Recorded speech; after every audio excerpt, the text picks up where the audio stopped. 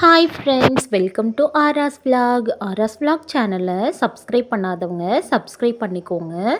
கூடவே பக்கத்தில் இருக்க பெல் பட்டனையும் ப்ரெஸ் பண்ணிக்கோங்க. இன்றைக்கி நல்ல காரசாரமான நல்ல டேஸ்டியாக ஒரு சிக்கன் கிரேவி எப்படி பண்ணுறதுன்னு பார்க்கலாம்.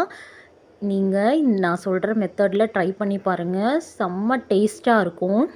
அதுக்கு நான் 1/2 kg சிக்கன் எடுத்து நல்லா உப்பு மஞ்சள் தூள்லாம் போட்டு நல்லா வாஷ் பண்ணி வச்சுருக்கேன்.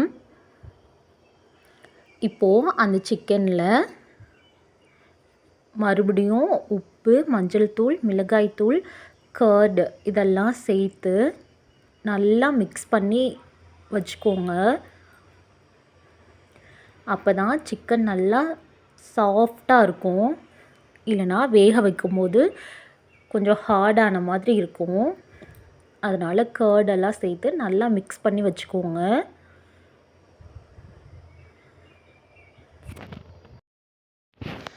இப்போது இந்த சிக்கன் கிரேவிக்கு தேவையான மசாலா அரைச்சி எடுத்துக்கலாம். அதுக்கு ஒரு பேன் வச்சுட்டு அதில்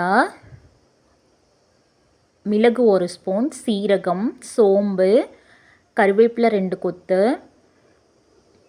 ஒரு வரமிளகாய், இல்லை உங்களுக்கு எவ்வளோ தேவையோ அவ்வளோ போட்டுக்கோங்க, 2 ஏலக்காய், 3 கிராம்பு, 2 சின்ன சைஸ் பட்டை, இதெல்லாம் மீடியம் ஃப்ளேமில் வச்சு லைட்டாக ரோஸ்ட் பண்ணிவிட்டு நம்ம மிக்ஸி ஜாருக்கு மாற்றி அரைச்சி எடுத்துக்கணும். டீப்பாக ரோஸ்ட் பண்ணணுன்ட்டு அவசியம் இல்லைங்க, லைட்டாக ரோஸ்ட் பண்ணால் போதும். இப்போ பாருங்கள், ரோஸ்ட் ஆயிடுச்சு. இதை ஒரு மிக்ஸி ஜாருக்கு மாற்றி நம்ம நல்லா பவுடர் பண்ணி எடுத்துக்கலாம்.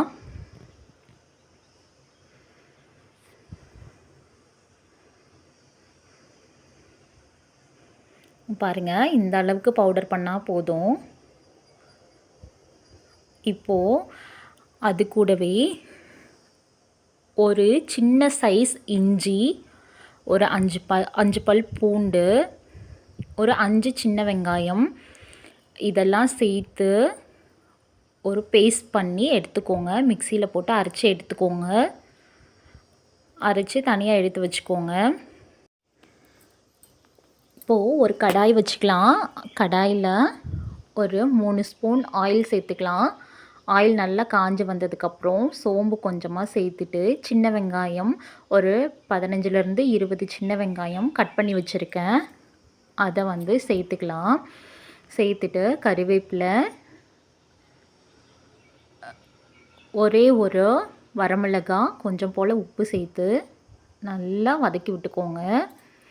நல்லா அந்த ஆயில்லையே வந்து வெங்காயம் நல்லா வதங்கி வரட்டும். இப்போ பாருங்கள், வெங்காயம் நல்லா வதங்கி வந்துருச்சு. இப்போது நம்ம அரைச்சி வச்சுருக்கோம் பாருங்கள், அந்த விழுது வந்து சேர்த்துக்கலாம். இஞ்சி பூண்டு சின்ன வெங்காயம் இது 3ஐயும் நம்ம வந்து அரைச்சி விழுதாக வச்சுருக்கோம்ல, அந்த விழுதை வந்து சேர்த்து நல்லா அந்த வெங்காயத்தோட நல்லா வதக்கி விட்டுக்கோங்க.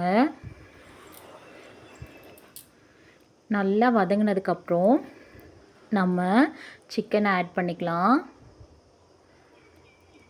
சிக்கனை ஆட் பண்ணி இதையும் நல்லா மிக்ஸ் பண்ணிக்கலாம்.